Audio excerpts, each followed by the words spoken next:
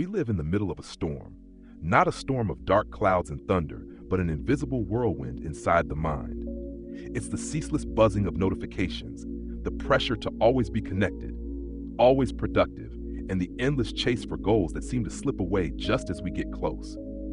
This is the reality of modern burnout, an undercurrent of low-grade anxiety and deep dissatisfaction that has become the background soundtrack to far too many lives. We run, but never arrive. We long for fulfillment, but never feel truly satisfied. It's as if we are slowly sinking into an ocean of things we must do, things we should do, and things we wish we had done, losing our connection to the deepest essence of ourselves. In the midst of this inner storm, we begin a journey. This is not a fictional tale, but a true story of healing and discovery, led by someone who has walked through that storm and found peace on the other side. Our guide is Dr. Tara Branch, a clinical psychologist and a celebrated American meditation teacher. Her journey did not begin in a remote monastery, but in the thick of the same everyday struggles most of us know too well. From a young age, she wrestled with an eating disorder, waves of anxiety, and a profound sense of inadequacy, a condition she calls the trance of unworthiness. Hers is the story of a Western woman, trained in the science of psychology, who found the way out of her own exhaustion not through further analysis, but by turning inward through the timeless power of ancient Buddhist wisdom. This journey poses a fundamental question. In a world that constantly urges us to do more, achieve more, and own more, does the path to true peace lie in changing our external circumstances or in radically transforming our relationship with our own mind?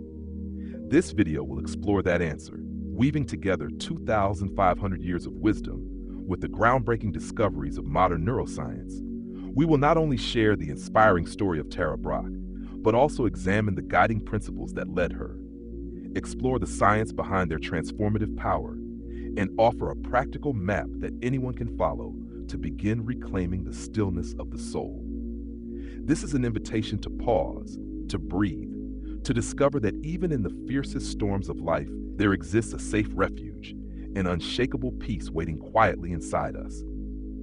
Part 1, the diagnosis, understanding the architecture of suffering. Before a skilled physician can prescribe a cure, they must first make an accurate diagnosis.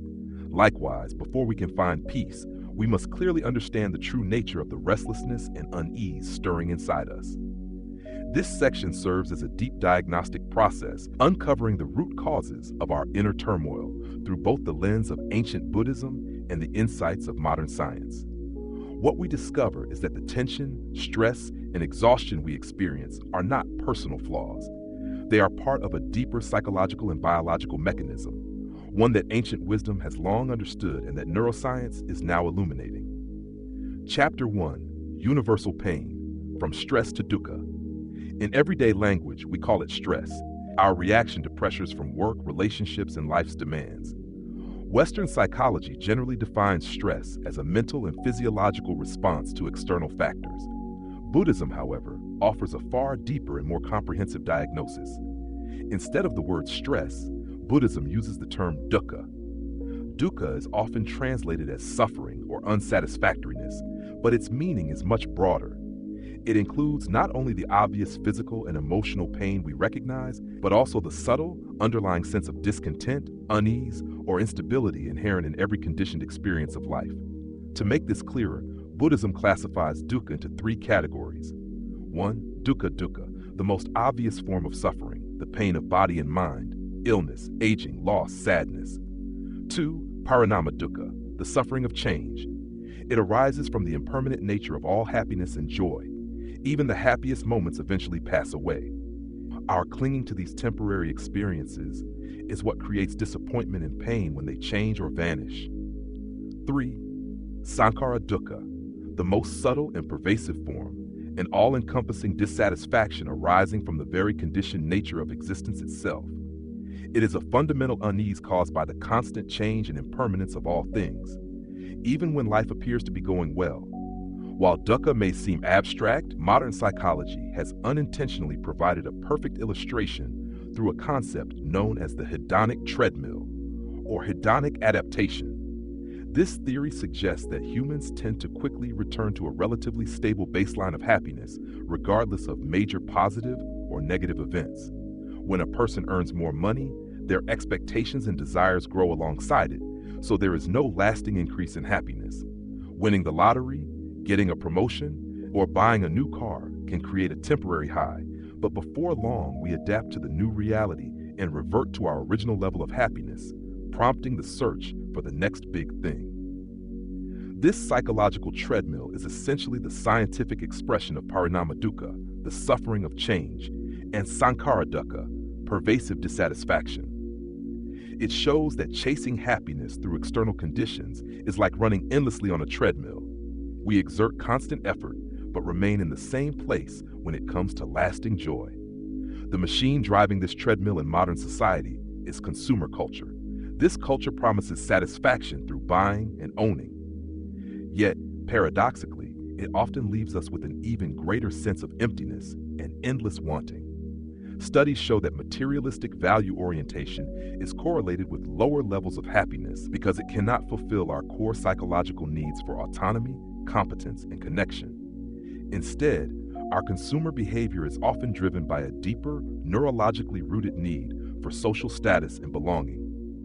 Products become social signals, and owning them can activate brain regions involved in self-reflection and feeling valued by others, such as the medial prefrontal cortex. But this satisfaction is fleeting, pulling us back into the treadmill, always chasing the next validation. In this way, ancient Buddhist wisdom and modern psychology converge on the same conclusion. The source of our unease is not the lack of something external, but the very operating mechanism of the mind in its endless pursuit. The hedonic treadmill is not just a metaphor for dukkha, it is the scientific description of samsara, the endless cycle of craving and dissatisfaction. Rebirth in this context need not be literal. It is the moment-to-moment rebirth of desire and disappointment. Thus, the Buddhist path is not about rejecting life. It is about finding a way out of this exhausting mental loop. This corresponds exactly with Buddhism's understanding of how the self-centered mind creates suffering. Here's the key. Research shows that experienced meditators exhibit significantly reduced DMN activity, both during meditation and even in ordinary resting states. Mindfulness practice weakens the functional connections between the parts of the DMN responsible for self-referential processing. The quieting of the brain's self-center is the neural correlate of experiencing anatta. It's scientific evidence that we can loosen the grip of the self-narrative, the I that causes so much worry and pain, anatta as lived experience. Thus, the insight of anatta is not just an abstract philosophical belief, it's a shift in subjective experience that corresponds to measurable changes in brain function. The default mode network is the brain's self-making machine, and mindfulness is the circuit breaker. It allows us to watch the storytelling process without identifying with the story. For a modern, scientifically minded audience, this offers a compelling, evidence-based case for the effectiveness of the Buddhist path. Part 2, the prescription, a practical roadmap to inner peace. After diagnosing the illness, dukkha, or pervasive dissatisfaction, and identifying its cause, craving, clinging, and ignorance about the true nature of reality, we now turn to treatment. Buddhism does not stop at describing the problem. It offers a clear prescription, a practical, time-tested roadmap for healing. This section will lay out the methodology for this transformation, showing that this ancient path is not just a moral or spiritual system, but a deliberate training program designed to rewire the brain toward peace and freedom. Chapter 4, The Doctor's Orders, the Four Noble Truths as a Healing Path. The Four Noble Truths, the foundation of the Buddhist teaching, are not a pessimistic worldview. They are a practical and profoundly hopeful framework, very much like a comprehensive medical diagnosis. One, the truth of suffering, dukkha. We have identified the illness. This is the acknowledgement that life, by its very nature, contains dissatisfaction. 2, the truth of the cause, samudaya. We have found the cause, tanha or craving, and the clinging that follows. 3, the truth of the cessation, nirodha. We have a prognosis. The illness can be cured. This is the radical promise that freedom from suffering is entirely possible. This cessation is called nirvana, meaning to extinguish or blow out the flames of greed, hatred, and delusion. 4. The truth of the path, Magga. We have a prescription, the way to cure the illness. Niyama, letting go. At the heart of the third truth, the cessation of suffering, is nekama, often translated as renunciation or relinquishment. This should not be misunderstood as grim asceticism. Instead, it is the wise act of letting go. It is the understanding that by releasing a smaller, temporary pleasure, the fleeting satisfaction of fulfilling a craving, we open ourselves to a greater and more lasting happiness, the peace of mind. As Western teachers like Jack Kornfield explain, the opposite of attachment is not cold detachment but love, a caring presence that neither possesses nor controls. Letting go does not mean we stop caring. It means we care freely, without the fear of loss or disappointment over outcomes. Chapter 5. The Middle Way, Mapping the Path with the Noble Eightfold Path. If the Four Noble Truths are the diagnosis and prognosis, the Noble Eightfold Path is the detailed treatment plan, the middle way, which avoids the extremes of indulgence in sensual pleasure and harsh self-denial. The 8 factors of the path are not sequential steps but interconnected, mutually supportive practices grouped into 3 main areas of training: wisdom, pana; O, right view, understanding the 4 noble truths and the true nature of reality. This is the compass that guides the entire path. O, right intention, cultivating intentions rooted in renunciation, loving kindness, and non-harming, opposed to desires, ill will, and cruelty. Ethical conduct, sila. O, right speech, speaking truthfully, kindly, and constructively, refraining from lies, divisive speech, harsh words, and idle chatter. O, right action, acting ethically, refraining from killing, stealing, and sexual misconduct. O, right livelihood, earning a living in ways that do not harm living beings. Mental discipline, samadhi. O, right effort, persistently working to prevent and abandon unwholesome states while cultivating and sustaining wholesome states of mind. O, right mindfulness, developing clear, non-judgmental awareness of body, feelings, mind, and mental phenomena in the present moment. O, right concentration, training the mind to focus deeply on a single object, leading to tranquility and unification of mind. Practical impact in modern life. These ancient principles have surprisingly direct and powerful applications for reducing stress in modern life. For example, practicing right speech by avoiding gossip and harsh language in the workplace can measurably reduce interpersonal conflict. Practicing right action through integrity strengthens trust and community bonds. Most notably, right mindfulness is a potent tool for breaking free from anxiety. By anchoring attention in the present moment, we pull ourselves out of the default mode network cycles of rumination about the past and worry about the future. Far from being alien to the West, these principles actually form the backbone of many contemporary therapeutic approaches. Programs like mindfulness-based stress reduction, MBSR, and methods used in cognitive behavioral therapy, CBT, borrow heavily from the Noble Eightfold Path to help people build resilience and emotional regulation. Chapter 6. The Brain That Changes, the Neuroscience of Transformation. How can a path mapped out 2,500 years ago bring about such profound change?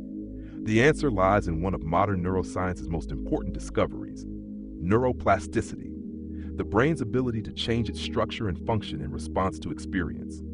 The principle is simple: neurons that fire together, wire together.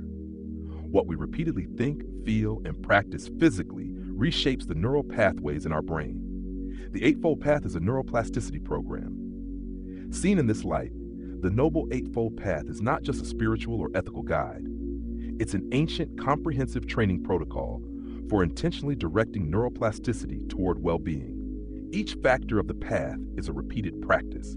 For example, right effort is the deliberate cultivation of wholesome states and the abandonment of unwholesome ones. This is essentially a direct instruction to engage in activities that strengthen positive neural circuits and weaken negative ones. The entire path is a systematic mind-brain training regimen, an ancient program for self-directed neuroplasticity. Scientific evidence. Modern research has documented specific, measurable changes in the brain produced by meditation, a core mental discipline within the Eightfold Path, that make it more resilient to stress. Shrinking the fear center. Mindfulness practice reduces gray matter density and reactivity in the amygdala, the brain's fight or flight center, resulting in lower stress responses and less anxiety. strengthening the brain's CEO. Practice increases gray matter and connectivity in the prefrontal cortex, PFC, the brain's executive center, responsible for self-regulation, decision-making, and wise judgment. Stronger PFC amygdala connections allow us to respond to stress with thoughtfulness rather than impulse. Enhancing positive neurotransmitters. Meditation can boost beneficial neurotransmitters like serotonin, mood regulation, and GABA, calming, while regulating the dopamine system, helping us step off the treadmill of constant seeking. In this way, science has confirmed what Buddhist sages have known for millennia. Through disciplined practice, we can reshape our minds and brains, shifting from reactivity and suffering to peace, clarity, and freedom. Part 3. The practices, tools for a liberated mind. Insight and diagnosis are essential, but true transformation comes from practice. It's in the act of sitting down, turning inward, and working directly with our own mind that we begin to rewire the brain and find real peace.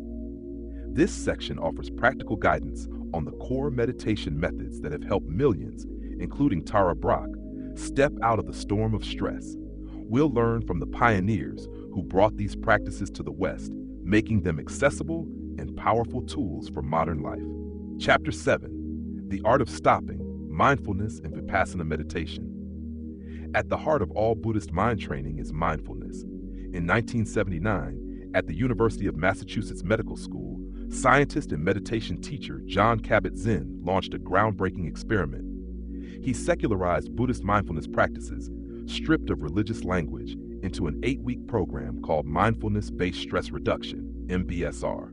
Originally designed to help patients cope with chronic pain and stress, MBSR has since become the gold standard, an evidence-based program used in hundreds of hospitals and health centers worldwide. What is mindfulness?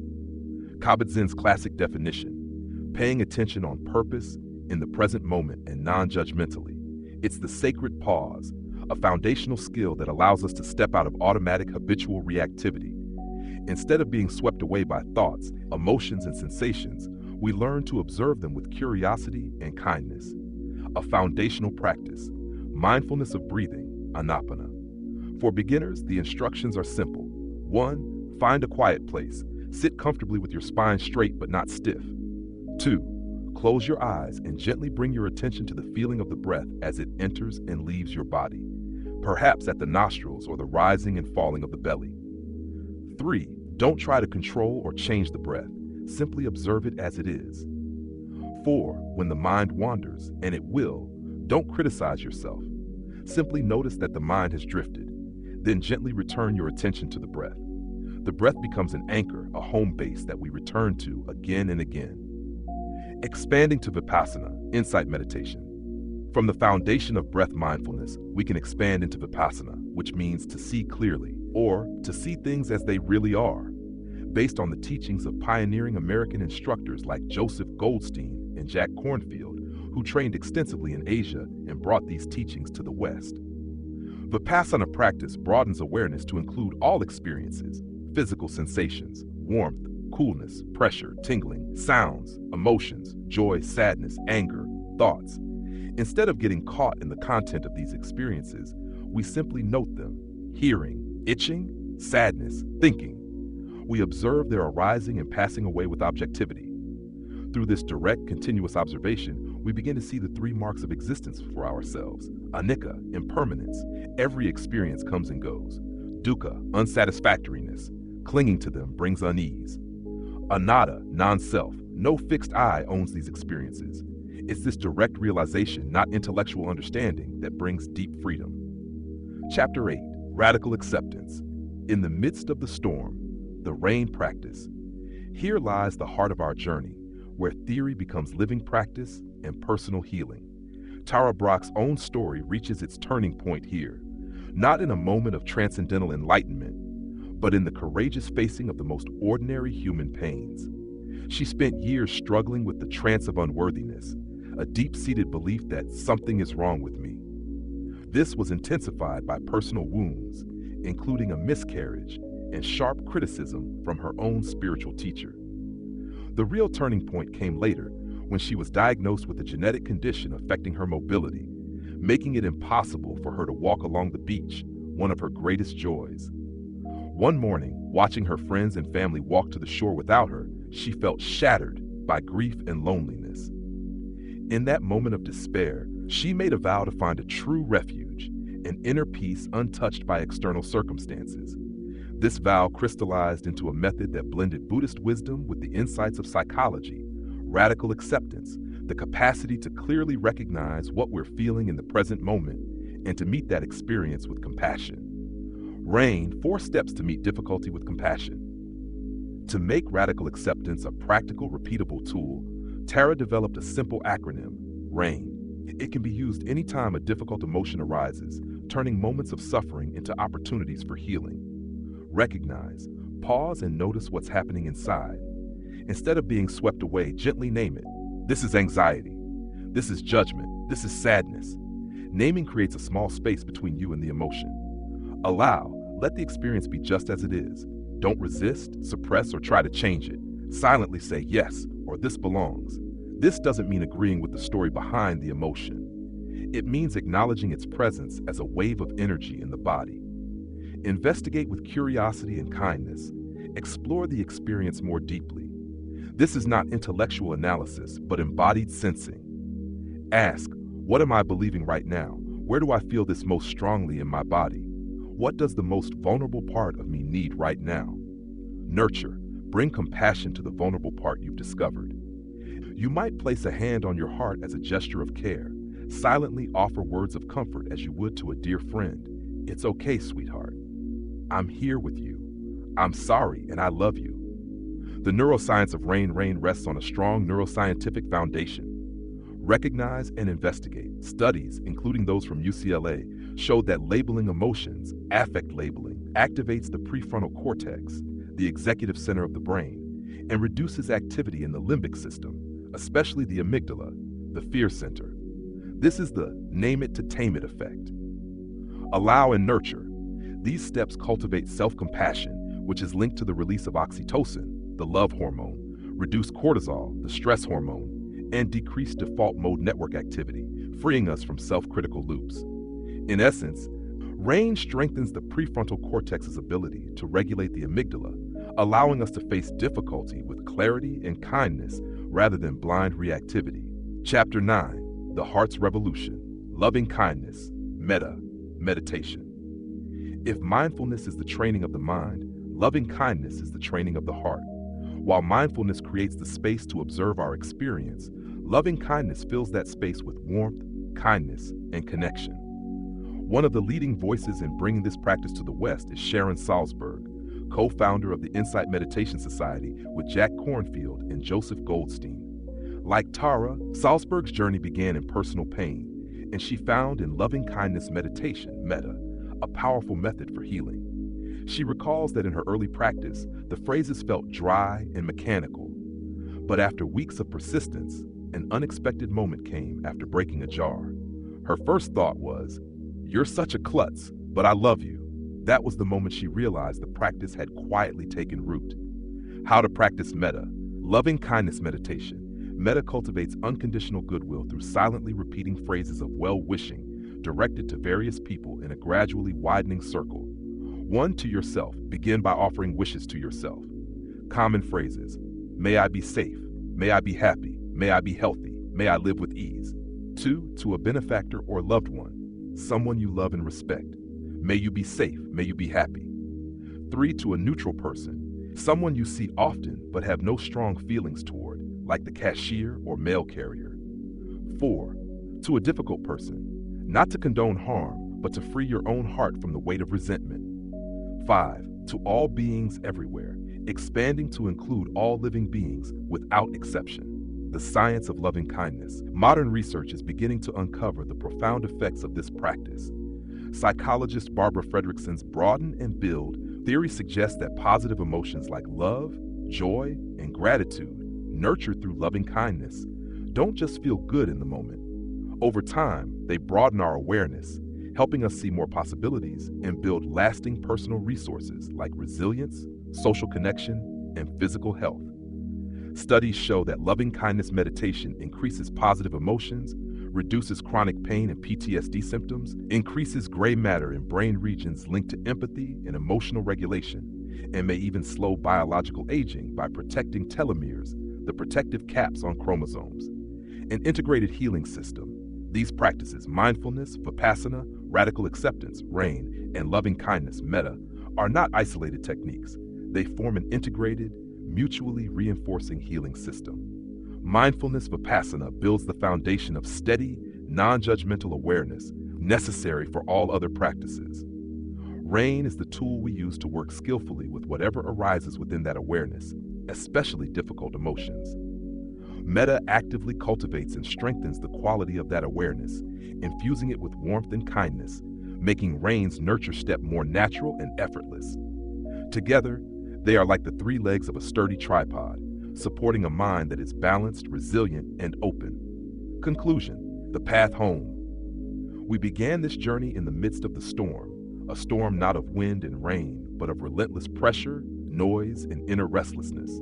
We've seen how stress, far from being a personal failing, is part of the universal condition of dukkha, and how this unease is fueled by craving, clinging, and the deep delusion of a permanent self. From the Buddha's ancient teachings to the latest findings in neuroscience, we've uncovered a consistent truth. Peace does not come from perfecting the outer world, but from transforming our inner relationship to experience itself.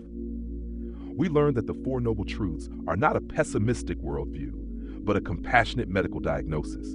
They name the illness, dukkha, identify its cause, tanha craving, offer the radical promise of complete healing, neurocessation, and lay out a practical, evidence-based treatment plan, magga, the Eightfold Path. We discovered that the Eightfold Path is not just spiritual poetry. It's a complete training system for the mind and brain, a form of intentional neuroplasticity that has been validated by modern research. It reshapes the brain's fear centers, strengthens our capacity for wise choice, and opens the door to lasting well-being. And we explore the living practices that bring these teachings to life in the modern world. Mindfulness and vipassana for clarity and insight. Rain for meeting difficulty with compassion. Loving kindness, metta, for opening the heart to ourselves and others. Through Tara Brach's journey and the work of other Western Buddhist pioneers, we've seen that these are not distant, mystical ideals reserved for monks in faraway monasteries. They are practical, powerful tools for people in the middle of busy, messy modern lives. They teach us to pause, to feel, to open, to trust the refuge that is always here, inside us. And so, the path home is not a path in the ordinary sense. We don't need to travel to a sacred mountain or wait for life to calm down. The path home is every conscious breath, every moment we turn toward our own experience with awareness and kindness. As the Buddha said, peace comes from within. Do not seek it without. When we remember this, when we make it a lived reality, then even in the heart of the storm, we find ourselves at home.